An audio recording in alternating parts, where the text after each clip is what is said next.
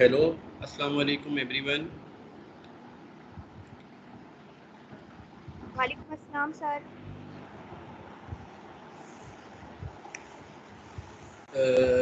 आवाज़ आ रही है सबको? जी आ रही है आवाज। जी सर आ रही है। यस सर आप। First of all, welcome to all of you in the first class of this course, Introduction to Computing. I am here Muhammad Ahmed. I am the course instructor of this course. First of all, I will give you the brief review of my profile. My name is Muhammad Ahmed.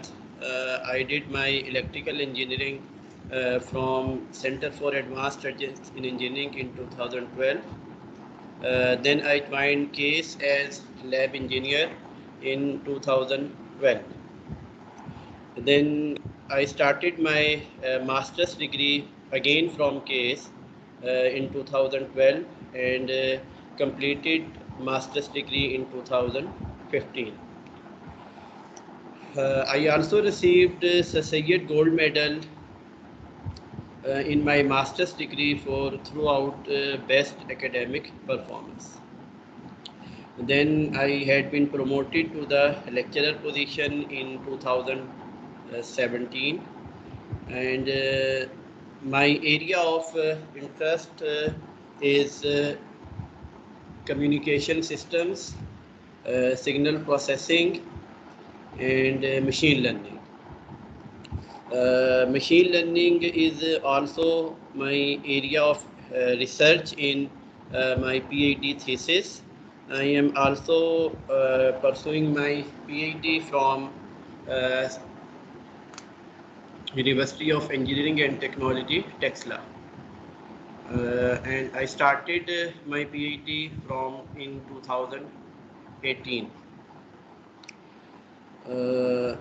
जो courses मैंने यहाँ पे पढ़ाए हैं case में as a lecturer, वो ये आपको सामने लिस्ट में नज़र आ रही है। सबसे पहले आपको ये शो हो रही है जो मैं पेज स्क्रॉल कर रहा हूँ? Yes sir. यस सर हो रही है। These are the couple of courses that I have been taught in CASE: Electricity and Magnetism, Introduction to Computing, Electric Circuit Analysis, Signal and Systems, Digital Signal Processing, Electromagnetic Theory, Communication Systems, and Antenna Design and Microwave Engineering. ये different courses through out आप जो है अपनी degrees में जो है वो study करेंगे। जैसे ये जो कोर्सेज के नेम हैं ये पुराने हैं, पहले हमारा करिकुलम थोड़ा चेंज था। जो इलेक्ट्रिसिटी एंड मैग्नेटिज्म का जो कोर्स है ये अब आपका अप्लाइड फिज़िक्स का कोर्स है। और ये जो कोर्स है इंट्रोडक्शन टू कंप्यूटिंग, ये कोर्स मैं सेकंड टाइम पढ़ा रहा हूँ केस में। इससे पहले मैंने कंप्यूटर साइंस डिपार्टमेंट में ये कोर्स पढ़ाया था और अब मैं इलेक्ट्रिकल इंजीनियरिंग डिपार्टमेंट में पढ़ा रहा हूँ। मैं बिलोंग करता हूँ इलेक्ट्रिकल इंजीनियरिंग डिपार्टमेंट से, इसी डिपार्टमेंट में मैं लेक्चरर हूँ। तो ये तो एक ब्रीफ रिव्यू था मेरी प्रोफाइल का। अब वापस आते हैं आप लोगों की तरफ। और before going to start I want कि आप भी अपना एक ब्रीफ इंट्रोडक्शन करवा दें।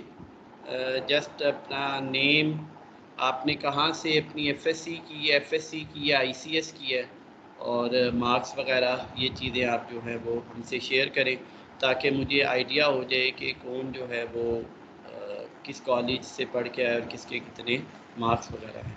ठीक है, तो स्टार्ट कर लेते हैं। मैं बेशक सबसे पहले अब यहाँ से मैं कैसे स्टार्ट करूँ? जी, एहसन मंशा, आवाज़ आ रही है? अस्सलाम वालेकुम सर। वालेकुम अस्सलाम। जी सर। आप अपना इंट्रोडक्शन करवाएं। जी सर मेरा नाम एहसन मंशा है। सर मैंने एफएससी की है सर प्री इंजीनियरिंग में दुबई से सर। और सर मेरे 10th में जो नंबर थे मैट्रिक में वो थे 762 और एफएससी प्री इंजीनियरिंग में मेरे नंबर थे 688।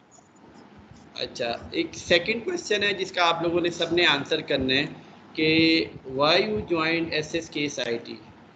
क्या रीज़न है? क्योंकि सर मेरा शौक था सर इसमें आने का, इसलिए। नहीं, वो इस इलेक्ट्रिकल इंजीनियरिंग में आने का शौक था या इस यूनिवर्सिटी में आने का शौक था? मैं पूछ रहा हूँ यहाँ पे आपने क्यों ज्वाइन किया? सर इसमें आने का भी, यूनिवर्सिटी में आने का शौक था, उसमें इलेक्ट्रिकल इंजीनियरिंग करने का बहुत शौक था। ठीक है। अच्छा, जी नेक्स्ट सर। है हमारे पास अली हसन। जी अली हसन।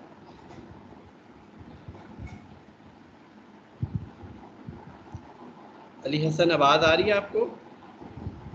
जी सर, अस्सलाम वालेकुम। वालेकुम सलाम। जी जी सर, मैंने मैट्रिक किया प्राइवेट स्कूल से, दी स्कॉलर नेम था। मेरे मैट्रिक में मार्क थे 959 और जी। मैंने FS किया गवर्नमेंट कॉलेज और पार्ट 1 में मेरे नाम थे 396। तो पार्ट 2 में ओवरऑल कितने मार्क्स आए आपके? वो 852 बनते हैं, अभी ठीक रिजल्ट आना है। ठीक है। तो आपने इलेक्ट्रिकल इंजीनियरिंग क्यों प्रेफर की और SSK-SIT को क्यों ज्वाइन किया? इलेक्ट्रिकल इंजीनियरिंग तो खास तौर पे मेरी फैमिली मेंबर ने कहा आप इलेक्ट्रिकल इंजीनियरिंग करें, लेकिन मुझे इंटरेस्ट सिविल और मैकेनिकल में था, इसलिए बस फैमिली के कहने पे किया है। अच्छा ठीक है। और SSK-SIT? आप पूछ रहे हो? मैंने कहा आपने SSK-SIT क्यों ज्वाइन की? जी जी, प्री इंजीनियरिंग में। चलिए, नेक्स्ट है फैज़ान नज़ीर। जी फैज़ान, आवाज़ आ रही है आपको?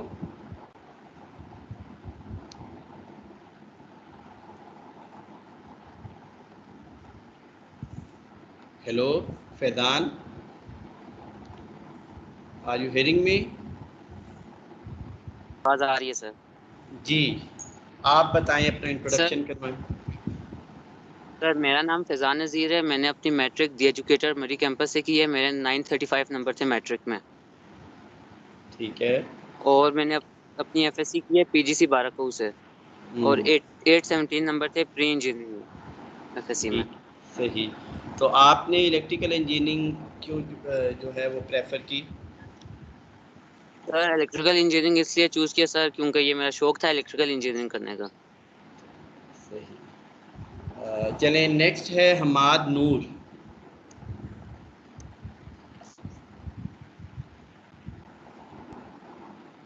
जी हमाद। अस्सलाम वालेकुम सर। वालेकुम सलाम। सर मेरा नाम हमाद नूर है। मैंने मैट्रिक प्राइवेट स्कूल से किया था, मर्दान बोर्ड से, नौशरावन। 660 मार्क्स है। और अब मैंने फिर बाद में DAE किया है इधर रावलपिंडी से, इंस्टीट्यूट ऑफ टेक्नोलॉजी से, ठीक है। DAE आपने इलेक्ट्रिकल में इलेक्ट्रिकल ही में। किया? जी सर, इलेक्ट्रिकल में DAE किया है। ठीक है। नेक्स्ट है साद साजिद, मोहम्मद साद साजिद। अस्सलाम वालेकुम सर। वालेकुम सलाम। सर मेरा नाम मोहम्मद साद साजिद है। सर मैंने DAE किया Rawalpindi Punjab board of technical education से सर। ठीक है। और आप? जी SSK-SIT में सर वेबसाइट पे चेक किया था केस यूनिवर्सिटी के बारे में सर, इसमें स्पेशलाइजेशन पावर में थी, तो इलेक्ट्रिकल मैंने DAE किया। मेरा इंटरेस्ट सर पावर में था, इसलिए सर यहाँ अप्लाई किया। Okay okay, thank you so much. Next is सीरत मुस्कान।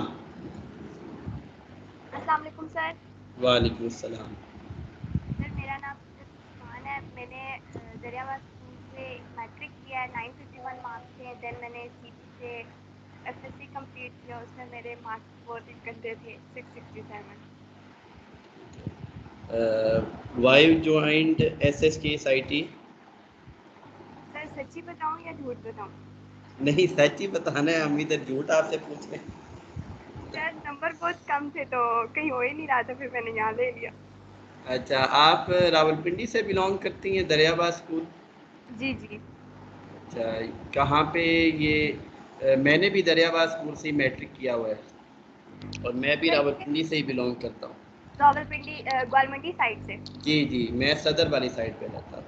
अच्छा अच्छा। ठीक Okay, thank you so much. Okay ji, next is Shujaul मुल्क. अस्सलाम वालेकुम वालेकुम सलाम. सर। मैंने मैट्रिक किया है अलाइव स्कूल से। मेरे 82% मार्क्स थे। और एफएससी पार्ट 1 और पार्ट 2 किया है पंजाब कॉलेज से, कमर्शियल मार्केट ब्रांच पीसीआईटी से। और इधर मेरे थे 76% मार्क्स, तो वो फिर सेकंड ईयर का जब रिजल्ट आएगा उस हिसाब से 76 ही बनेंगे। ठीक है, सही. तो आपने यहाँ पे SSK SIT को क्यों ज्वाइन किया? क्योंकि सर इस बार जब बाकी यूनिवर्सिटीज़ के एंट्री टेस्ट तो नहीं हुए, जब मेरिट पे लिस्ट लगी थी तो वहाँ पे आपका नाम आना मुश्किल होता है, क्योंकि जब 90% वाले बैठे हों तो इसलिए फिर यहाँ पे एंट्री टेस्ट मैंने दिया था, इसलिए जब नाम आ गया तो मैंने कहा सही है। ओके जी, thank you so much. Next Hamza bin Numan, Syed Hamza bin Numan. अस्सलाम वालेकुम सर. वालेकुम सलाम. सर मैंने ओ लेवल्स किया था प्राइवेटली घर से. उसके बाद फिर उसमें मेरा इक्विवेलेंस जो है वो 72.5% बनी थी. और फिर ए लेवल्स किया था कैरेट कॉलेज पटियाला से. इसमें एएस में मेरे 1A 2Bs थे. और A2 में अभी दिए पेपर तो हो ही नहीं उसके, लेकिन ग्रेड्स मिले, मुझे 3As मिले हैं. और केएस में जो है वो मैंने मेरे चाचू ने रिकमेंड किया था फरहान नबी. वो यहाँ पे शायद पढ़ चुके हैं और पढ़ाया भी उनने. तो बाकी इलेक्ट्रिकल इंजीनियरिंग मेरा शौक है मुझे, कि मैं फिजिक्स में जो है मैं इंटरेस्ट है काफ़ी. तो यहाँ पे अप्लाई किया, यहाँ पे हो गया मेरा. ओके जी, नेक्स्ट इज सैयद मुजाहिद बिन नुमान. अस्सलाम वालेकुम सर. वालेकुम सलाम. सर मैं हमजा का भाई हूँ और मेरा भी यही है. मैंने ओ लेवल्स प्राइवेट किया था, हम दोनों साथ ही किया था. तो उसमें मेरी इक्विवेलेंस जो थी वो 76% बनी थी. उसके बाद फिर ए लेवल्स किया था कैरेट कॉलेज पिटारो से. तो उसमें जो है क्या कहते हैं फाइनल ग्रेड 3As बने. और केस मैंने भी इसलिए ज्वाइन की थी कि मेरे चाचू ने रिकमेंड किया था. तो यहाँ पे पढ़ भी चुके हैं, पढ़ा भी चुके हैं, इसलिए. चले माशाल्लाह जी, आई एम वेरी हैप्पी कि आप दोनों भाइयों ने जो है वो सेम इंस्टीट्यूट ज्वाइन किया. और इसका आपको इंशाल्लाह बेनिफिट भी काफ़ी होगा. दोनों भाई जब साथ पढ़ेंगे तो आपके लिए स्टडीज़ भी काफ़ी आसान हो जाती है. नेक्स्ट है Syed Shabbar Abbas Hasan.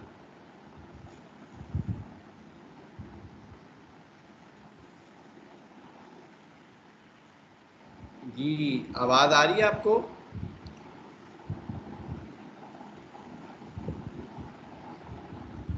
I think he is not here.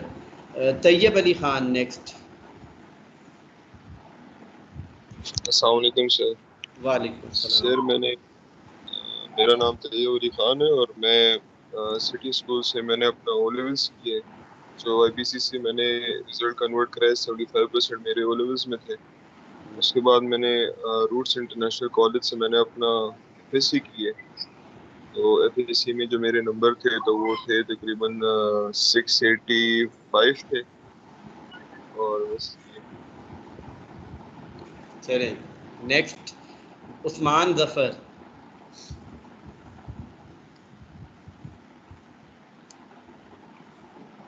Usman Zafar को आवाज़ आ रही है? यस सर, आपको आवाज़ आ रही है? जी जी, आप बोलें. सर मैट्रिक में मेरे थे 1048 और एफएससी में थे 923.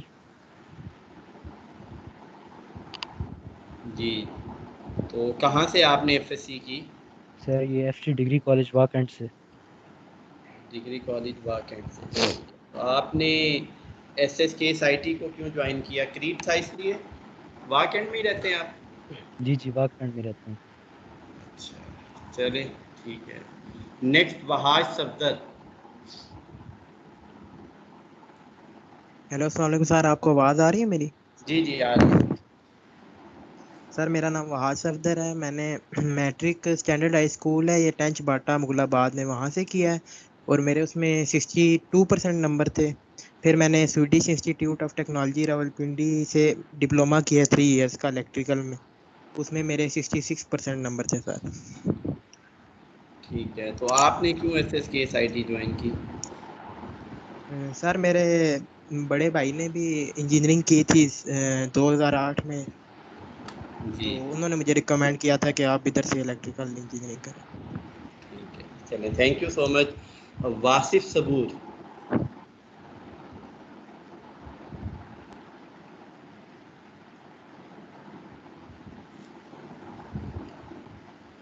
वासिफ सबूर, आवाज़ आ रही है आपको?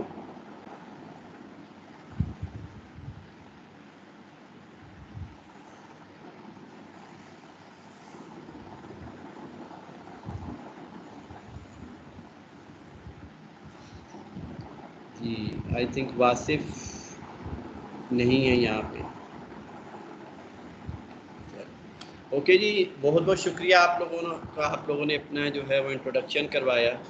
अगेन आपको वेलकम कहता हूँ इस कोर्स में, इस यूनिवर्सिटी में। अल्लाह ताला आपको जो है वो कामयाब करे, और जो आपने जिस मोटिवेशन और जिस उम्मीद से जो है वो इस डिसिप्लिन और इस यूनिवर्सिटी को ज्वाइन किया है, अल्लाह ताला आपकी जो है वो उम्मीद जो है वो पूरी करे। तो इंशाल्लाह उम्मीद है कि आपको भी यहाँ पे जब आप पढ़ेंगे तो आपको भी आइडिया हो जाएगा कि यहाँ पे किस तरह की एजुकेशन जो है वो हम प्रोवाइड करें। तो स्टार्ट करते हैं इस कोर्स से रिलेटेड। अच्छा, इस कोर्स का मैं कोर्स आउटलाइन आप लोगों से शेयर करता हूँ। ये डॉक्यूमेंट आपसे शेयर हो रहा है, स्क्रीन पे नज़र आ रहा है? यस सर, नज़र आ रहा है। फिर कोर्स का यस सर, आ रहा है। जी, कोर्स का नाम है इंट्रोडक्शन टू कंप्यूटिंग, और ये 2 क्रेडिट आवर का कोर्स है इंक्लूडिंग लैब। यहाँ पे कोर्स के आगे अगर आप देखें ब्रैकेट पे लिखा हुआ है 1-1-2। फर्स्ट वन जो है लेफ़्ट साइड पे, इसका मतलब है कि जो थ्योरी के जो आप कंटेंट इसमें पढ़ेंगे, ठीक है, इसमें थ्योरी का जो पोर्शन है वो भी 1 क्रेडिट आवर का है। और 1 क्रेडिट आवर मीन कि 1 वीक में आपने 1 घंटा इस कोर्स की क्लास लेनी है, ठीक है। 1 घंटा आपकी जो है वो एक क्लास होगी 1 वीक में। और नेक्स्ट जो आपका 1 लिखा है दैट मीन्स ये लैब की आपकी क्लास होगी या लैब होगी आपकी। और लैब का जो 1 आवर होता है वो एक्चुअली 3 कॉन्टैक्ट आवर्स के इक्वल होता है। तो इसका मतलब ये है कि जब आप लैब में 3 आवर स्पेंड करेंगे और आप एक एक्सपेरिमेंट परफॉर्म करेंगे इस कोर्स का, तो वो यहाँ पे 1 क्रेडिट आवर के इक्वल होगा। और ये फिर 1 + 1 मिलके 2 क्रेडिट आवर बनाते हैं, ठीक है। तो ये कोर्स आपका 2 क्रेडिट आवर का कोर्स है, जिस तरह बाकी आपके 3 क्रेडिट आवर के कोर्स भी होंगे, ठीक है। तो इस तरह से इस कोर्स में आप थ्योरी भी पढ़ेंगे और साथ में आप लैब भी परफॉर्म करेंगे, ठीक है। थोड़ा सा यहाँ पे बताता चलूँ कि जब आप कॉलेज लेवल से यूनिवर्सिटी लेवल पे आते हैं तो थोड़ा सा स्टूडेंट को ये चीज़ थोड़ी सी अजीब लगती है कि लैब यहाँ पे क्या चीज़ है, ठीक है। कॉलेज में आप लोगों ने लैब्स वगैरह परफॉर्म की हुई हैं? Yes sir, once in a week होती थी lab. Once in a week होती थी, और थ्रू आउट ईयर होती थी या लास्ट कुछ डेज में करवाते थे, कुछ मंथ में? और सर हमारे कॉलेज में हाईटेक में हर हफ्ते एक आपका लैब का पीरियड होता है। ठीक है। इसके अलावा बाकी जो हैं उनकी क्या, किस तरह से स्केड्यूल था लैब्स का? जी सर, हर हफ्ते होती थी, हमारी भी होती थी। चले, तो फिर जिन्होंने तो पहले लैब्स वगैरह की हुई हैं तो उन्हें आइडिया होगा। तो यहाँ पे जो है वो हर वीक में आपकी एक लैब होगी इस कोर्स की, और आपने 3 आवर्स जो हैं वो स्पेंड करने हैं लैब में, और वो 3 आवर्स जो हैं वो इक्वलेंट होंगे 1 क्रेडिट आवर्स, ठीक है।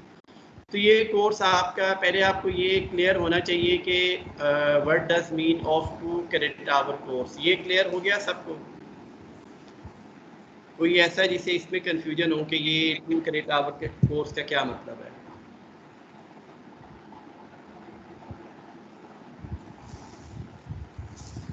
जी क्लियर है आप लोगों को ये? Yes sir. ठीक है, किसी का कोई क्वेश्चन इससे रिलेटेड?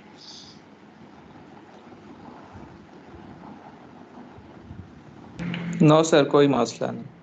ठीक है। अच्छा जी, नेक्स्ट हमारे पास है इस कोर्स के कोर्स कंटेंट्स। कोर्स कंटेंट्स क्या हैं कि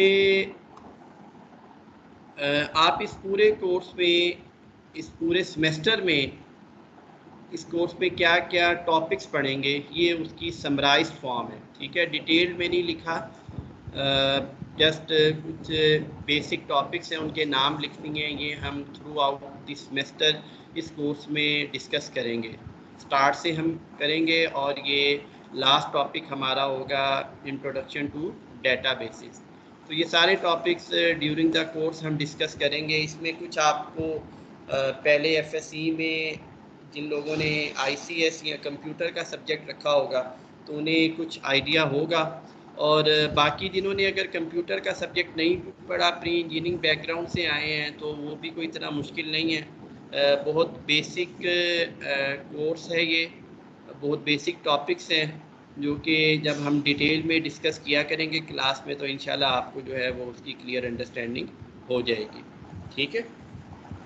अच्छा, ये जो कोर्स है ना, ये डिज़ाइन किस पर्सपेक्टिव में किया गया है कि स्टूडेंट जब यूनिवर्सिटी में आते हैं तो उन्हें आइडिया नहीं होता। पहले ये कोर्स की जगह हम डायरेक्ट कंप्यूटर प्रोग्रामिंग स्टार्ट करवा देते थे, प्रोग्रामिंग इन सी। तो उसमें प्रॉब्लम ये होता था कि बच्चे जब आते थे और जिन्होंने प्री इंजीनियरिंग बैकग्राउंड से आए हैं तो उन्होंने तो बिल्कुल कंप्यूटर प्रोग्रामिंग पढ़ी भी नहीं होती और कंप्यूटर के बारे में इतना आइडिया भी नहीं होता। तो इसलिए ये कोर्स डिज़ाइन किया गया कि ताकि जब आप यूनिवर्सिटी लेवल पे आएँ तो वेरी फर्स्ट सेमेस्टर में आप ये बेसिक कोर्स पढ़ें ताकि आपको थोड़ा सा कंप्यूटर का आइडिया हो जाए, ठीक है। ये जो कोर्स है ये डिज़ाइन किया गया है 3-4 कोर्सेज़ को मिक्स करके, लेकिन इसका ये मतलब नहीं है कि इसमें इतने ज़्यादा हम कोर्स कंटेंट डिस्कस करेंगे कि आप जो है वो 3-4 कोर्सेज़ के इक्वलेंट होंगे। जो हमारे कुछ मेजर जो कंप्यूटर स्ट्रीम के जो कोर्सेज़ हैं ना, ये उन कोर्सेज़ को कंबाइन करके कुछ उनके कुछ टॉपिक्स लेके ये कोर्स जो है वो डिज़ाइन किया गया है, ठीक है। और वंस जब आप ये कोर्स यहाँ से पढ़ के चले जाएंगे तो नेक्स्ट सेमेस्टर में आप काफ़ी कोर्सेज़ ऐसे देखेंगे जिसमें ये सारी चीज़ें आपकी यूज़ हो रही होंगी, ये कॉन्सेप्ट्स वहाँ पे डिटेल में यूज़ हो रही होंगी। हम जस्ट यहाँ पे इन्हें इतना डिटेल में नहीं डिस्कस करेंगे, ठीक है, लेकिन इतना एब्स्ट्रैक्ट लेवल पे भी नहीं डिस्कस करेंगे कि जो है ना बिल्कुल जैसे हम डेफिनेशन पढ़ें और आगे चले जाएं। हम कुछ उसकी जो है वो बेसिक्स स्टडी कर लेंगे यहाँ पे, और बाकी जो है आप आगे जाके चीज़ें पढ़ेंगे। जैसे ये कोर्स बेसिकली इससे नेक्स्ट सेमेस्टर में आप एक कोर्स पढ़ेंगे that is computer programming fundamental in programming of C, ठीक है। इस तरह से एक कोर्स है आपका। हम इसमें कुछ पोर्शन सी का पढ़ेंगे, ठीक है। इसमें हम इस कोर्स में एल्गोरिदम डिज़ाइन वगैरह पढ़ेंगे। जिन्होंने कंप्यूटर साइड चूज़ की थी एफएससी में उन्हें एल्गोरिदम वगैरह का पता होगा, एल्गोरिदम्स क्या होते हैं, प्रोग्राम्स क्या होते हैं, ठीक है। हम इसमें एल्गोरिदम डिज़ाइन देखेंगे, एल्गोरिदम कैसे बनाते हैं, ठीक है, फ्लो चार्ट्स क्या होते हैं। ये समझ लें कि हमारे कोर्स का जो 1/3 पार्ट है ना वो सिर्फ इस पे जाएगा, और वो यहाँ पे मैंने मार्क भी किया हुआ है। Algorithm development, CGPA calculation, sorting के डिफरेंट एल्गोरिदम्स देखेंगे। उसके बाद एरेस क्या होती हैं, स्ट्रिंग्स क्या होती हैं, सर्चिंग एल्गोरिदम, सूडो कोड्स, ठीक है। ये बेसिकली आपका जो है ना ऑलमोस्ट काफ़ी ज़्यादा कोर्स बनता है जो कि हम इस पे स्पेंड करेंगे। ऑलमोस्ट सेमेस्टर का जो 1/3 पोर्शन है ना वो हम इन टॉपिक्स पे स्पेंड करेंगे। इसके अलावा स्टार्ट में अगर हम देखें तो स्टार्ट में बिल्कुल बेसिक कंप्यूटर की फंक्शनैलिटीज़ के बारे में देखेंगे कि कंप्यूटर सिस्टम की ऑर्गेनाइजेशन क्या होती है, किस तरह से कंप्यूटर सिस्टम इम्प्लीमेंट होता है, उसके कौन कौन से डिफरेंट पार्ट्स हैं। मेमोरी की बात करेंगे, बाकी CPU वगैरह की बात करेंगे, कंट्रोल यूनिट वगैरह, ये सारी चीज़ें हम यहाँ पे डिस्कस करेंगे। फिर हम ये देखेंगे कि कंप्यूटर के अंदर जो डिफरेंट कंपोनेंट्स हैं that is ALU arithmetic logic unit, वो किस तरह उसकी फंक्शनैलिटी होती है, वो बाइनरी मोड में काम करता है। तो फिर हमें बाइनरी अरिथमेटिक ऑपरेशंस भी देखने पड़ेंगे।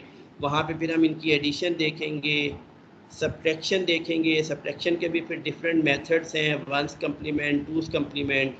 Then we will talk about multiplication and division, of binary numbers. ठीक है, यहाँ पे हम ऑर्डिनरी नंबर्स की बात नहीं करेंगे जो आप सिंपल मैथ में मल्टीप्लिकेशन करते हैं, हम यहाँ पे बाइनरी नंबर्स की बात करेंगे and we will see what are binary numbers, क्या होते हैं और किस तरह से उनकी सिग्निफिकेंस है कंप्यूटर में। ठीक है, और ये फिर हम देखेंगे। उसके बाद फिर थोड़ा सा आपको जस्ट मैं फ्लेवर दूंगा assembly language and machine language. ये जब हम ये चीज़ें पढ़ेंगे देन आपको ज़्यादा अंडरस्टैंड होगा कि अभी तक जो प्रोग्रामिंग लैंग्वेजेस एग्जिस्ट करती हैं वो हाई लेवल लैंग्वेजेस, लेकिन जो कंप्यूटर को जो लेवल लैंग्वेज समझ आती है दैट इज़ मशीन लैंग्वेज, उसे ना बाइनरी की फॉर्म में समझ आती है। तो बाइनरी की फॉर्म में जो इंस्ट्रक्शन लिखी होगी उसे हम मशीन कोड कहते हैं या मशीन लैंग्वेज कहते हैं। ठीक है, तो उससे अब हम जो कोड लिखते हैं वो हम हाई लेवल प्रोग्रामिंग में लिखते हैं, वो हमारे लिए लिखना बड़ा आसान होता है। सिंपल जो है वो ह्यूमन परसेप्शन की बेस पे जो है वो लैंग्वेजेस डेवलप की गई हैं, लाइक सी है, जावा है, सी शार्प हैं, ये जो लैंग्वेजेस हैं ये हाई लेवल लैंग्वेजेस हैं। तो हाई लेवल लैंग्वेज को फिर हम कन्वर्ट करते हैं यूजिंग असेंबली लैंग्वेज और मशीन। असेंबली लैंग्वेज के बाद फिर हम उसे दोबारा कन्वर्ट करते हैं मशीन लैंग्वेज में। तो ये 2-3 स्टेजेस के बाद जाके आपके पास मशीन कोड जनरेट हो जाता है। और एक्चुअली मशीन कोड ही जो है ना वो कंप्यूटर को अंडरस्टैंड करने के लिए मशीन कोड चाहिए। ठीक है, तो यहाँ पे हम इस चीज़ का भी फ्लेवर ले रहे होंगे। उसके बाद फिर हम मैं पहले बता चुका हूँ कि हम एल्गोरिदम्स की बात करेंगे कि एल्गोरिदम्स किस तरह बनाए जाते हैं, कंप्यूटर में प्रोग्रामिंग किस तरह से होती है। प्रोग्रामिंग की हम बात करेंगे लेकिन इतनी डिटेल में बात नहीं करेंगे, क्योंकि इससे नेक्स्ट सेमेस्टर में जब आप प्रोग्रामिंग का पूरा कोर्स पढ़ेंगे तो वहाँ पर आपको स्क्रैच से जो है वो बताया जाएगा कि प्रोग्रामिंग किस तरह से प्रोग्राम्स लिखे जाते हैं, सी लैंग्वेज क्या है, और यहाँ पे भी हम कुछ डिस्कस करेंगे लेकिन ज़्यादा डिटेल में नहीं। उसके बाद फिर हम ज़रा थोड़ी सी एडवांस फील्ड्स की तरफ चले जाएंगे, जिसमें हमारे पास एक बड़ी इंपॉर्टेंट फील्ड है दैट इज़ क्रिप्टोग्राफी, कि किस तरह से आप अपने डाटा को जो है इनक्रिप्ट कर सकते हैं, डिक्रिप्ट कर सकते हैं। तो उसके लिए हम डिफरेंट जो है वो क्रिप्टोग्राफी की टेक्निक्स पढ़ेंगे। ठीक है, और उसके बाद वन ऑफ द अवेलेबल जो डाटा इंक्रिप्शन स्टैंडर्ड है DES के नाम से, उसे भी डिस्कस करेंगे कि ये किस तरह से इंक्रिप्शन और डिक्रिप्शन करता है ये स्टैंडर्ड। देन हम तो ये अब आपका जो कोर्स है ना ये एक मशीन लैंग्वेज का कोर्स है। उसके बाद ये क्रिप्टोग्राफी जो है ये भी एक कोर्स है, वो यहाँ पे ऑफ़र नहीं होता, ये कंप्यूटर साइंस स्ट्रीम में ये कोर्स ऑफ़र होता है क्रिप्टोग्राफी। इसके बाद आगे जो है वो नेक्स्ट हमारी जो बड़ी इंपॉर्टेंट फील्ड है दैट इज़ कंप्यूटर नेटवर्क्स। ठीक है, और आपको पता है कि आज के दौर में कंप्यूटर नेटवर्क्स के बगैर तो कम्युनिकेशन हो ही नहीं सकती। ठीक है, फिर हम कंप्यूटर नेटवर्क्स पे चले जाएंगे और ये हमारा एक पूरा पोर्शन है, एक पूरा कोर्स है, आप 5th या 6th सेमेस्टर में जाके पढ़ेंगे, that is data communication network के नाम से है। उसमें आप ये सारी चीज़ें पढ़ेंगे, लेकिन यहाँ पे हम इस कोर्स का भी थोड़ा सा फ्लेवर लेंगे और इसकी कुछ basic type of computer network देखेंगे। उसके बाद कंप्यूटर नेटवर्क की टोपोलॉजीज़ क्या होती हैं, किस तरह से आपस में कनेक्ट होते हैं कंप्यूटर नेटवर्क। फिर उसके बाद OSI मॉडल देखेंगे, इंटरनेट मॉडल की बात करेंगे। Then we will talk about IP addresses, subnet masking क्या होती है। IP एड्रेस का नाम सुना हुआ है किसी ने? यस सर, सुना हुआ जी। क्या होता है IP एड्रेस? सर ये हम किसी भी वेबसाइट को एक्सेस करते हैं तो उसका एक प्रोटोकॉल होता है। जिस तरह से मैंने अपना वाईफाई राउटर करना है कि 192.168.10.1, ये DSL का जो है IP एड्रेस है। अच्छा ठीक है, चलें जी। तो इंशाल्लाह हम इसके बारे में बात करेंगे, IP एड्रेसेस क्या होते हैं, क्या इन्फॉर्मेशन हिडन होती है IP एड्रेसेस में, क्यों हमें रिक्वायर्ड होते हैं IP एड्रेसेस के बाद सबनेट मास्किंग क्या चीज़ होती है, IP एड्रेसेस से आप कैसे इन्फॉर्मेशन एक्सट्रैक्ट करते हैं और कैसे एक ही ऑर्गेनाइजेशन में जो है वो डिफरेंट IP एड्रेसेस कैसे असाइन होते हैं, ये सारी चीज़ें हम इंशाल्लाह यहाँ पे डिस्कस करेंगे। तो ये आपका ये जो कंटेंट्स है ना ये एक आपका एक मेजर कोर्स है, जैसे मैंने भी आपको बताया डाटा कम्युनिकेशन नेटवर्क्स। ठीक है, वहाँ पे ये उसकी बेसिक्स हैं जो हम इस कोर्स में डिस्कस कर रहे होंगे। तो समझ लें कि ऑलमोस्ट 1/3 ऑफ द कोर्स हम ये चीज़ें डिस्कस करेंगे। यहाँ पे लिखने में इतनी ज़्यादा आपको नहीं नज़र आ रही, लेकिन जब हम इन्हें डिस्कस करेंगे डिटेल में तो इट विल टेक टाइम और उस पर हमें काफ़ी जो है वो टाइम स्पेंड करना पड़ेगा इन कंटेंट्स पे। उसके बाद सबसे लास्ट में हम जो डिस्कस करेंगे that is introduction to databases. किसी को पता है डेटाबेस क्या चीज़ होती है?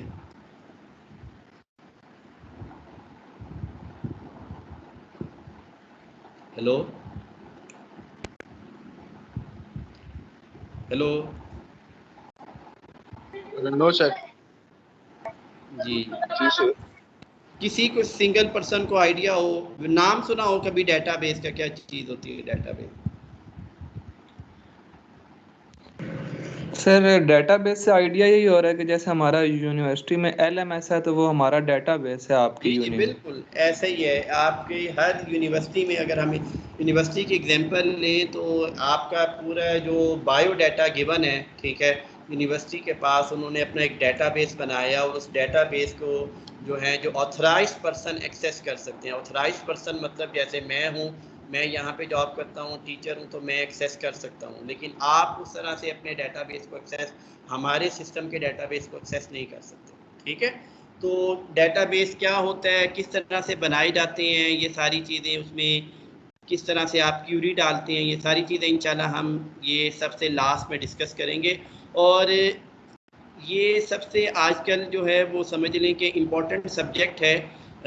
फाइनल ईयर में जब आप जाएंगे और जो लोग कंप्यूटर स्ट्रीम चूज़ करेंगे वो ये कोर्स स्पेशली जो है वो रिक्वेस्ट करते हैं कि सर ये कोर्स हमने जो है वो पढ़ना है, तो वहाँ पे जाके जो लोग कंप्यूटर स्ट्रीम में जाएंगे वो ये कोर्सेज पढ़ें। ठीक है, तो यहाँ तक आपको थोड़ा सा आइडिया हो गया कि आप क्या पढ़ेंगे इस कोर्स में? यहाँ तक किसी का कोई क्वेश्चन हो, किसी के कोई भी जो है कुछ पूछना चाहें आप? No sir. ठीक है, चले। फिर हर कोर्स का प्री रिक्विजिट होता है, क्योंकि अभी आप फर्स्ट सेमेस्टर में हैं तो इस वजह से इसका कोई प्री रिक्विजिट नहीं है। उसके बाद CLOs, ठीक है, हर कोर्स जब भी पढ़ाया जाता है तो उसके कुछ लर्निंग आउटकम्स होते हैं, ठीक है, जिन्हें आप कोर्स लर्निंग आउटकम्स कहते हैं। ठीक है, तो ये इसकी स्टेटमेंट पे मैं अभी नहीं जाऊंगा ये क्या है। ठीक है, इस कोर्स में के हमारे तकरीबन 2 या 3 जो हैं वो कोर्स लर्निंग आउटकम्स होंगे। ठीक है, और उनकी स्टेटमेंट्स ये आपके सामने लिखी हैं। ठीक है, इसमें अभी आपको फ़िलहाल इतना वरी करने की ज़रूरत नहीं, लेकिन ये आपको यहाँ पे ये बात क्लियर होनी चाहिए कि यहाँ पे अगर आप ये देखें कि सेकंड कॉलम में इसका थर्ड कॉलम में ये CLO1 है और ये मैप हो रहा है एक पर्टिकुलर PLO से। ठीक है, इसी तरह ये CLO2 है, ये भी मैप हो रहा है PLO1 से, ये CLO3 है, ये मैप हो रहा है PLO3 से। तो eight the end of your graduation आपके OBE सिस्टम के अकॉर्डिंग आपकी जो डिग्री है, जो वाशिंगटन अकॉर्ड के नाम से जो हमारी एक्रेडिटेशन होती है PEC के साथ, उसके लिए ये शर्त है कि जब आप यहाँ से पास आउट होके जाएं तो आपके ये 12 PLOs पास होने चाहिए। ठीक है, और ये PLOs आपके कैसे पास होते हैं, जो आप कोर्सेज पास करते रहते हैं, तो जब आप कोर्स के हर कोर्स के, जैसे इस कोर्स के 2-3 CLOs एक पर्टिकुलर PLO पे मैप हो रहे हैं, ठीक है, तो अगर आपके कोर्सेज पास होते जाएंगे तो अल्टीमेटली आपके PLOs भी पास होते जाएंगे, और at the time of graduation आपके सारे PLOs पास होना चाहिए। अगर किसी स्टूडेंट के पास नहीं हो रहे होंगे तो फिर उसे आगे जो डिग्री इशूएंस में प्रॉब्लम होगी, फिर यूनिवर्सिटी की जो पॉलिसीज़ हैं उसके अकॉर्डिंग उसे जो अपने वो PLOs क्लियर करने पड़ेंगे। ठीक है, ये इंशाल्लाह जब आप आगे आगे सेमेस्टर्स में जाते रहेंगे तो आपको ये CLOs और PLOs वाला सिस्टम भी क्लियर हो जाएगा। ठीक है, ये उसके बाद हम बात करते हैं टेक्स्ट बुक की। अच्छा, यहाँ पे टेक्स्ट बुक हम कोई स्पेसिफिक नहीं फॉलो करेंगे। आई वुड रिकमेंड कि मैं जो भी आपको पढ़ाऊँ, अगर स्लाइड से पढ़ा रहा हूँ या वाइट बोर्ड पे पढ़ा रहा हूँ, तो आप उसके बाकायदा नोट्स बनाएं। अगर स्लाइड से पढ़ा रहा हूँ तो स्लाइड्स आपको मिल जाया करेंगी, और अगर बोर्ड पे पढ़ा रहा हूँ तो आप उसके नोट्स जो है वो अपने पास रखें, सेव रखें, ताकि जब आपके एग्ज़ाम्स होंगे या आपको असाइनमेंट्स वगैरह मिलेंगी या आपके क्विज़ेस वगैरह होंगे तो उसकी प्रिपरेशन में आपको हेल्प करेंगे वो नोट्स। ठीक है, तो एनीवे फिर भी बुक्स जो मैं जहाँ से आपको फॉलो करूँगा जिन टॉपिक्स के लिए, वो मैंने 2 बुक्स लिख दी हैं। फर्स्ट बुक है computer fundamentals first edition PK Sinha, ये आपको इजीली जो है वो मार्केट से मिल जाएगी। लाइब्रेरी में भी अवेलेबल है, यहाँ से आप इसकी हार्ड कॉपी भी ले सकते हैं। आई थिंक सॉफ्ट कॉपी इसकी नहीं है, तो आपको ये बुक जो है वो हार्ड फॉर्म में परचेज करनी पड़ेगी, ठीक है। इससे जो सेकंड बुक है उसे भी हम यूज़ करेंगे, वो इससे थोड़ी एडवांस बुक है, computer science 11th edition by J Glenn Brookshear के नाम से है, और डेविड टी स्मिथ, ये दो जो हैं वो ऑथर हैं इस बुक के। तो इसका 11th एडिशन, इसकी सॉफ्ट कॉपी भी आपको मिल जाएगी और इसकी हार्ड कॉपी भी आप जो हैं वो ले सकते हैं। आई वुड रिकमेंड कि अगर आपने हार्ड कॉपी लेनी है तो आप ये जो फर्स्ट बुक है इसकी हार्ड कॉपी ले लें, और इसकी जो सॉफ्ट कॉपी है वो मैं आप लोगों से शेयर कर दूँगा, जो सेकंड। ठीक हो गया, क्लियर। और उसके बाद फिर हम जो कमिंग वीक्स में हम जो टॉपिक्स कवर करेंगे वो यहाँ पे मैंने अगेन नंबर सिस्टम्स, उसके बाद बाइनरी अरिथमेटिक ऑपरेशंस की बात करेंगे, देन असेंबली और मशीन लैंग्वेज के की बेसिक्स को समझेंगे। इसमें आलमोस्ट हमारे 2 वीक्स लग जाएंगे। फिर हम एल्गोरिदम्स की बात करेंगे, then we will talk about cryptography, फिर उसके बाद हम कंप्यूटर नेटवर्क्स पे जाएंगे, और at the end we will study databases, ठीक है। तो ये आपकी जो है वो हम ये टेंटेटिव प्लान है कि इतने वीक्स में जो है वो कवर होंगी ये चीज़ें, ये टेंटेटिव है, आगे पीछे भी इसमें जो है इसकी ड्यूरेशन हो सकती है। Grading policy that is very important, ठीक है। ये ग्रेडिंग पॉलिसी जो है वो हम फॉलो करेंगे, ठीक है। ये आप लोगों को पता है ना कि यूनिवर्सिटी सेमेस्टर सिस्टम में असाइनमेंट्स क्या होती हैं। असाइनमेंट्स क्या हैं कि अगर कोई भी हमने एक चैप्टर डिस्कस किया, कोई एक टॉपिक डिस्कस कर लिया, तो उससे रिलेटेड मैं आपको कुछ क्वेश्चंस दे दूंगा और आपको कहूँगा ये क्वेश्चन आपने सॉल्व करके सबमिट करवानी है, ठीक है। और उससे आप क्या कहते हैं, असाइनमेंट कहते हैं। और एक चीज़ इम्पॉर्टेंट यहाँ पे कि आप यहाँ पे चले पहले ये डिस्कस कर लेते हैं इनकी वेटेजेस। ये भी टेंटेटिव हैं, इन्हें हम चेंज भी कर लेंगे बाद में depending upon the situation. Assignments जो हैं वो 10% हैं, quizzes 10%, mid term exam. Mid term exam क्या होता है यूनिवर्सिटी में?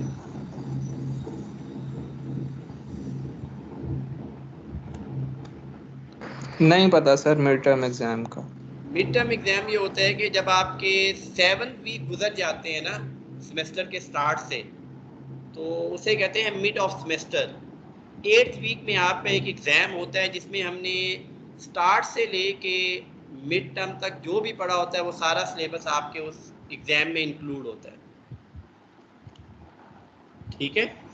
तो आपके एनुअल सिस्टम से थोड़ा सा डिफरेंट है ये सेमेस्टर सिस्टम। एनुअल सिस्टम में आप पूरा साल पढ़ते थे और फाइनल एग्ज़ाम में आप चले जाते थे, और अगर आपने पूरा साल नहीं भी पढ़ा तो आखिरी 2-3 महीने में तैयारी कर ली तो आप एग्ज़ाम के लिए चले जाते थे। सेमेस्टर सिस्टम में ऐसी चीज़ नहीं है। सेमेस्टर सिस्टम में from the very first day आपको जो है वो असाइनमेंट्स, क्विज़ेस जो है वो असाइन होना स्टार्ट हो जाएंगी। उसके बाद आपका मिड टर्म एग्ज़ाम आ जाएगा। दैन मिड टर्म एग्ज़ाम के बाद फिर आपकी असाइनमेंट क्विज़ेस चलती रहेंगी और फिर आपका फ़ाइनल एग्ज़ाम आ जाएगा, ठीक है। और फाइनल एग्ज़ाम आपका आता है 17th वीक में। 16th वीक का सेमेस्टर होता है including your mid term exam, और 17th वीक में आपका जो है वो फाइनल एग्ज़ाम आ जाता है, ठीक है। तो हमारी असाइनमेंट की और क्विज़ेस की जो परसेंटेज है वो 10% है, मिड टर्म 20% है। परसेंट का मतलब ये है कि अगर लेट्स सपोज टोटल 100 मार्क्स हैं तो उनमें से 10 मार्क्स की असाइनमेंट्स होंगी, 10 मार्क्स के क्विज़ेस होंगे, 20 मार्क्स का मिड टर्म होगा और 40 मार्क्स का फाइनल होगा। तो ये टोटल कितने हो गए आपके पास? 80। और इस कोर्स की लैब भी है, तो आप जो लैब में जो एक्सपेरिमेंट्स वगैरह परफॉर्म करेंगे वो आपके 20% होंगे। तो 20 मार्क्स हो तो ये आपके पास जो इसका एग्रीगेट है वो 100 बन जाएगा। क्लियर हो गया, ठीक है। अब की क्या है यूनिवर्सिटी में सक्सेस की, कि आप किस तरह से अच्छे ग्रेड्स अर्न कर सकते हैं सेमेस्टर सिस्टम में, ठीक है। आप कोई भी कोर्स पढ़ें, बेशक आप वो फर्स्ट सेमेस्टर का कोर्स लो या लास्ट सेमेस्टर में भी आप चले जाएं, ठीक है। आपने पहली बात तो ये है कि कोई भी क्लास मिस नहीं करनी, ठीक है। आपने कोई भी क्लास मिस नहीं करनी है, आपने रेगुलर रहना है क्लास में, और डेली का डेली जो भी आपकी क्लासेस हो रही हैं उसके आपने नोट्स वगैरह बनाने हैं और घर जाके आपने उन लेक्चर्स को रिवाइज करना, ठीक है। फिर उसके बाद जैसे ही सेमेस्टर स्टार्ट होगा विद इन 2 वीक्स के बाद आपको ऑलमोस्ट 3rd वीक में मोस्ट ऑफ द इंस्ट्रक्टर आपको असाइनमेंट दे देंगे, तो आपको फर्स्ट असाइनमेंट आपकी मिल जाएगी, ठीक है। तो जब आप क्लासेस वगैरह साथ ले रहे होंगे, लेक्चर्स घर जाके रिवाइज कर रहे होंगे, तो आपको असाइनमेंट्स सॉल्व करने में इतनी मुश्किल नहीं होगी, ठीक है। असाइनमेंट्स ऐसे हैं कि आपको कुछ क्वेश्चन दे दिए, कुछ उसी तरह के क्वेश्चंस कुछ टीचर ने सॉल्व करवा दिए, कुछ क्वेश्चन क्लास में सॉल्व नहीं करवाए और आपको कहा कि आप इसे खुद सॉल्व करें।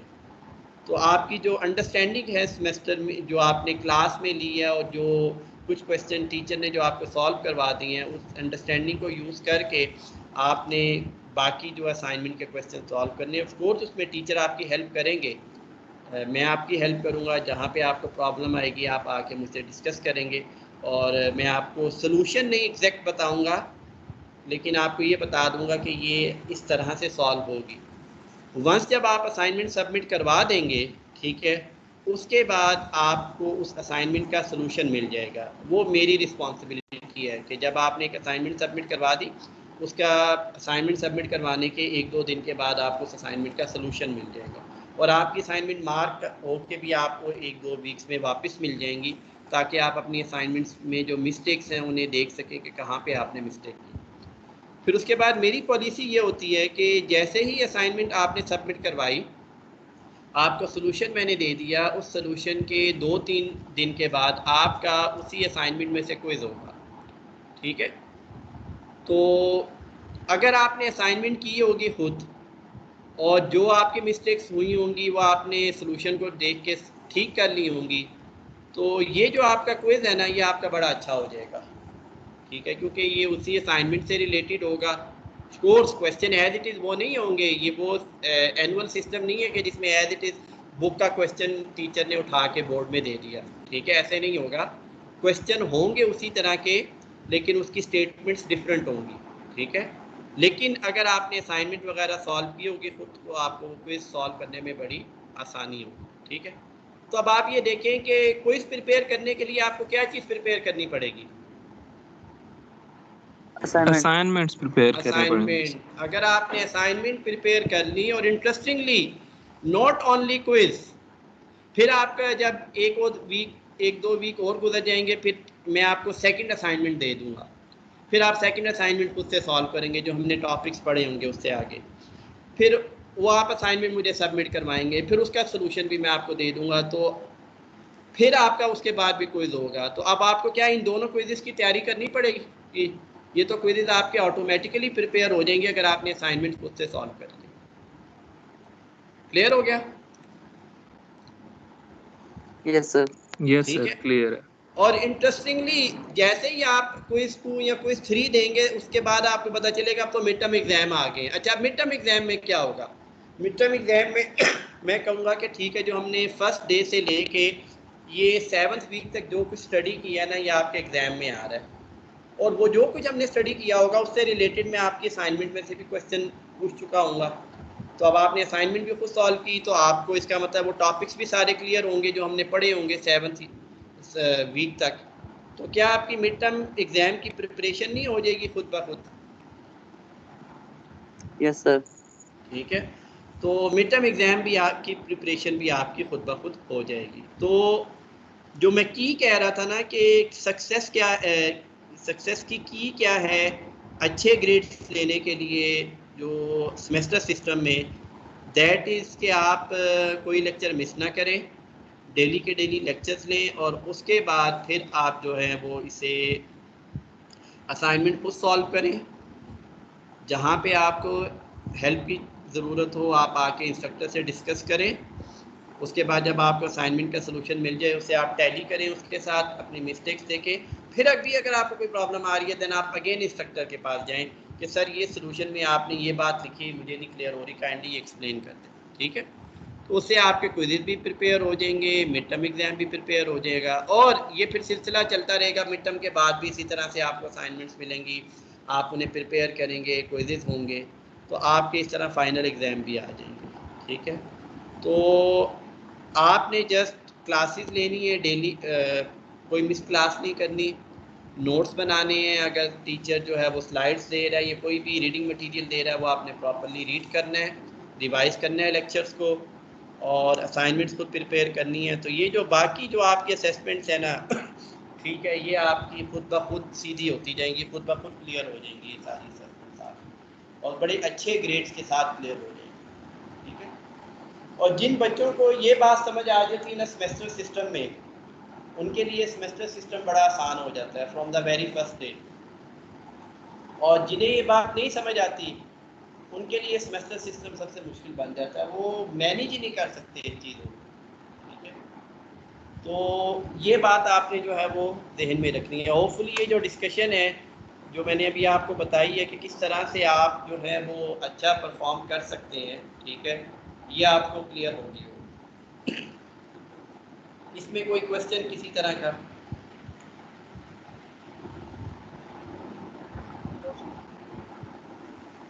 क्लियर हो गया जी?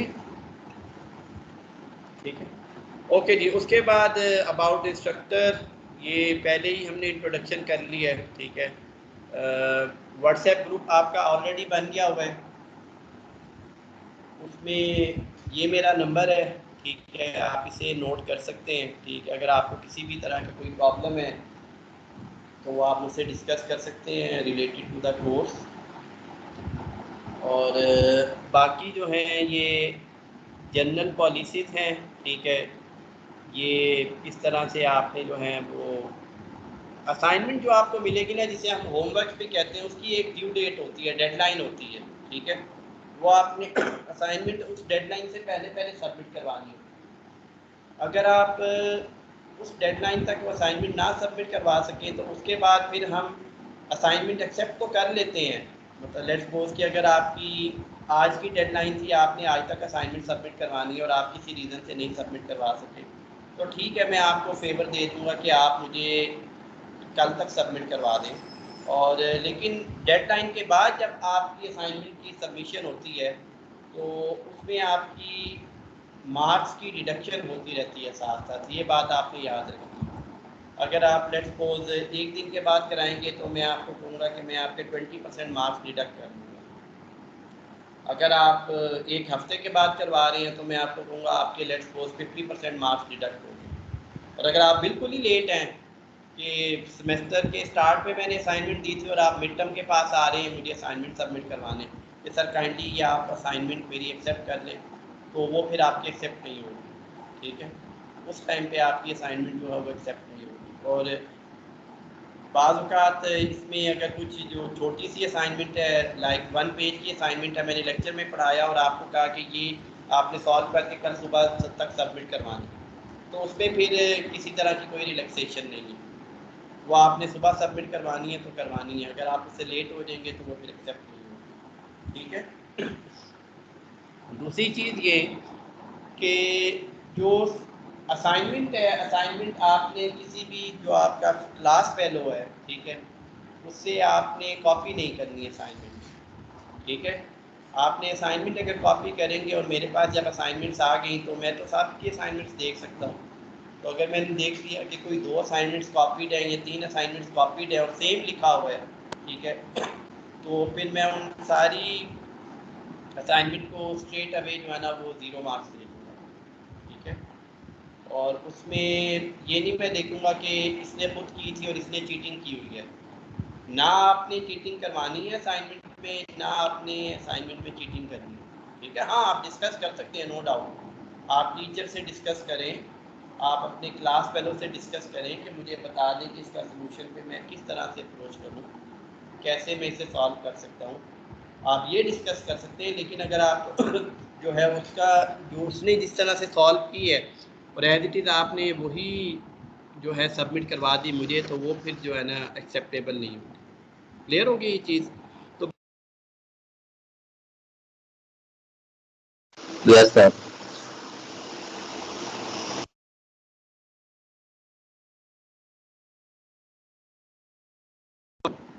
आवाज आ रही है आपको?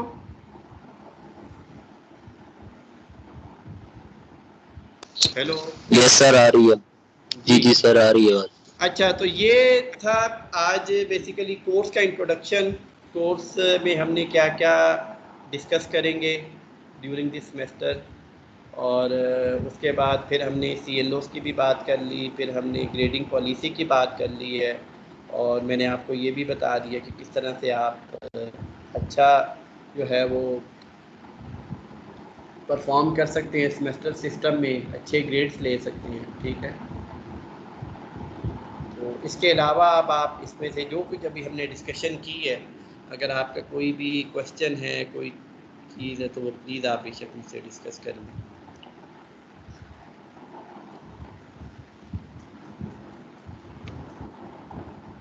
थी कि हमारे फर्स्ट सेमेस्टर में 6 कोर्सेज हैं, तो हमें कितनी चॉइस होगी, हमने कितने कोर्सेज में से 6 सिलेक्ट करने हैं, और इनमें से कितने कंपलसरी हैं और कितने इलेक्टिव्स हैं? जी, ये राजा अब्दुल बासित का क्वेश्चन है। जी सर। जी, अच्छा अब्दुल बासित, आपके जो आप अपनी प्रोस्पेक्टस देखें ना, उसमें आपके कोर्सेज फिक्स हैं हर सेमेस्टर में। वो आपने यहाँ पे सिलेक्शन वाला कोई केस नहीं है, अभी नहीं आप सिलेक्ट कर सकते। जो सिलेक्शन होती है वो सिर्फ फाइनल ईयर में होती है, जिसमें आपके पास कुछ कपल ऑफ कोर्सेज होते हैं कंप्यूटर के और टेलीकॉम के। तो आप जिस फील्ड में, या पावर के कोर्सेज हैं या बाकी इलेक्ट्रॉनिक के कोर्सेज हैं, तो आपने जिस फील्ड में जाना होता है आप वो कोर्सेज पिक करते हैं। पहले जो 5 सेमेस्टर्स हैं, इसमें आपकी ना हमने आपका करिकुलम डिफाइन कर दिया हुआ है कि फर्स्ट सेमेस्टर में आपने ये कोर्सेज पढ़ने हैं, सेकंड सेमेस्टर में ये कोर्सेज पढ़ने हैं। There is no choice in these semesters. ये क्लियर हो गया आपको? ओके हो गया सर। जी, नेक्स्ट क्वेश्चन साजिद जी, आपका क्वेश्चन है। Yes sir. जी सर, ये पूछना था कि सर हमारे जो कैंपस में क्लासेस की टाइमिंग क्या होगी सर? जो हमारा जो टाइमिंग है नॉर्मली वो तकरीबन 8 to 4 PM होती है। सुबह 8 से शाम 4 तक क्लासेज होती हैं। ठीक है, लेकिन जो नए स्टूडेंट्स होते हैं उन्हें हम ट्राई करते हैं कि क्योंकि नया वो यूनिवर्सिटी में आते हैं, तो उन्हें हम ट्राई करते हैं कि आपका जो टाइम टेबल है वो थोड़ा रिलैक्स बनाएं, तो 12-1 बजे बच्चे छुट्टी करके चले जाएं, ताकि जिन्होंने अपने घर जाना है वो घर जाके रेस्ट करें और शाम को फिर अपना बैठ के पढ़ें। तो वैसे जो नॉर्मली टाइमिंग्स है वो आपकी 8 to 4 है। आपका टाइम टेबल जो है ना वो इसी को टाइमिंग में जो है ना आपकी क्लासेस वगैरह। जी, इसके अलावा और किसी का कोई क्वेश्चन?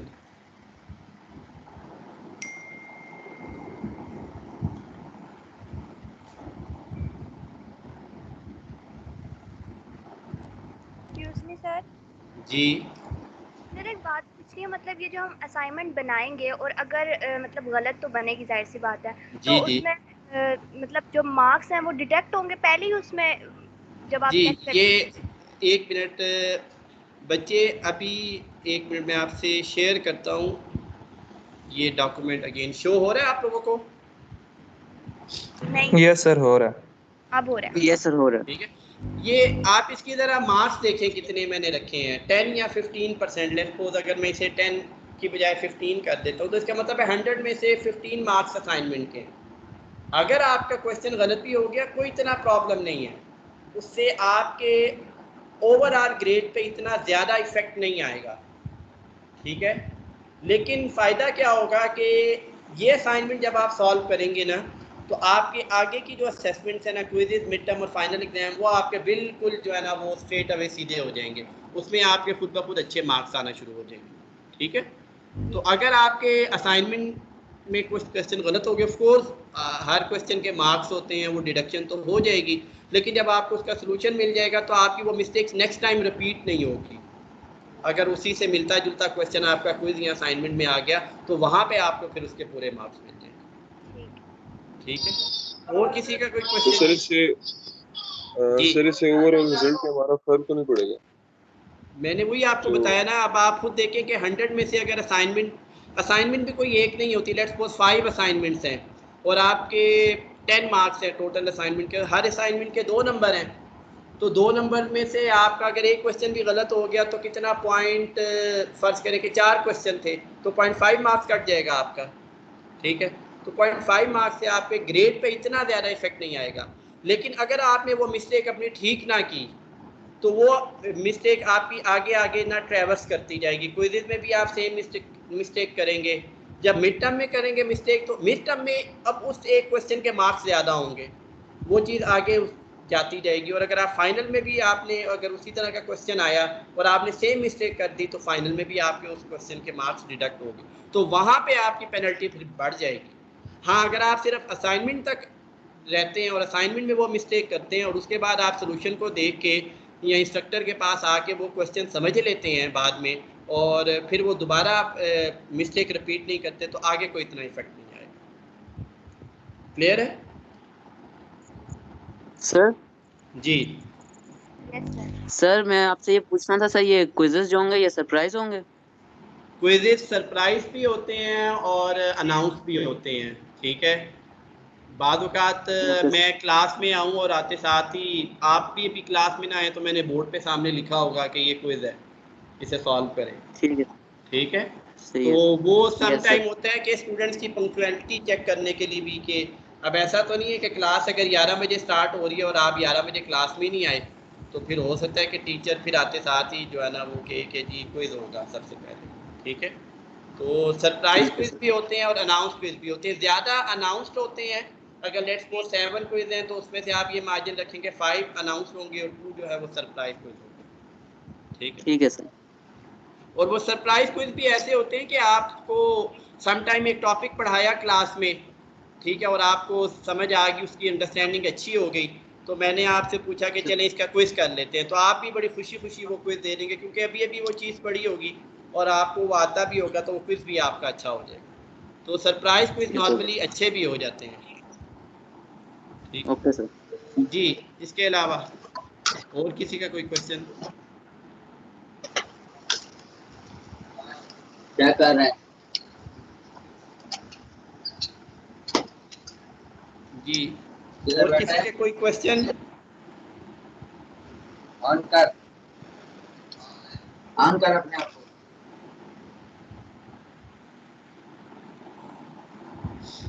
चले जी, फिर नहीं है किसी का क्वेश्चन? नो सर, फिलहाल कोई नहीं। ओके जी, दैट्स एंड फॉर टुडे। इंशाल्लाह कल जो है फिर क्लास में हम स्टार्ट लेंगे और थोड़ा थोड़ा जो है वो पढ़ना भी स्टार्ट करेंगे, ठीक है। Okay sir. ओके जी, ठीक है, अल्लाह हाफिज़। अल्लाह हाफ़िज़।